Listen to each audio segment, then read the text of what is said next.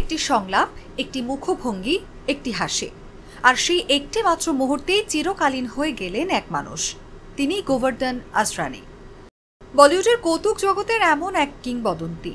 শোলে ছবির জেলারের চরিত্র তাকে এনে দিয়েছে এমন এক পরিচয় যা অতিক্রান্ত 5 দশক পরেও আজও দর্শকের মনে জীবন্ত। 1941 সালের 1 জানুয়ারি রাজস্থানের জয়পুরে জন্ম আসরানীর। সাধারণ সিন্ধি পরিবারে বড় হলেও শৈশব থেকেই ছিল অভিনয়ের প্রতি গভীর অনুরাগ। স্কুল কলেজের পাঠ শেষে ভর্তি হন পুনের film and television institute of ইন্ডিয়াতে, যেখানে গড়ে ওঠে তার অভিনয়ের ভিত।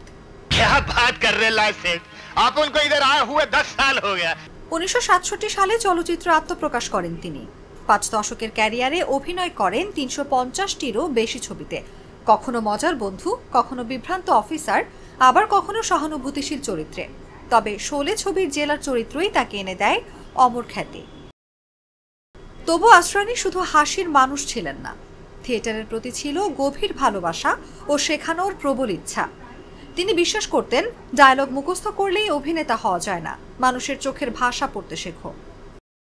পরে 2005 সালে অভিনয়ের দীর্ঘ পথ পেরিয়ে তিনি ফিরে এলেন প্রিয় FTII ক্যাম্পাসে অতিথি শিক্ষক হিসেবে। ক্লাসে দাঁড়িয়ে বলেছিলেন, ছাত্র হয়ে এসেছিলাম, আজ ফিরেছি শিক্ষক হয়ে। সবসময় চেয়েছি হাসিয়ে শেখাতে। গোবর্ধন আসরানী শুধু কৌতুক অভিনেতা ছিলেন না, ছিলেন এক শিল্পগুরু, যিনি হাসির আড়ালে শেখাতেন জীবনের দর্শন। 2025 সালের 20 অক্টোবর মুম্বাইয়ের শেষ নিঃশ্বাস ত্যাগ করেন এই গুণী অভিনেতা। মৃত্যুর পরও তার হাসি, সংলাপ, মুখভঙ্গি আজও দর্শকের মনে প্রতিধ্বনিত হচ্ছে।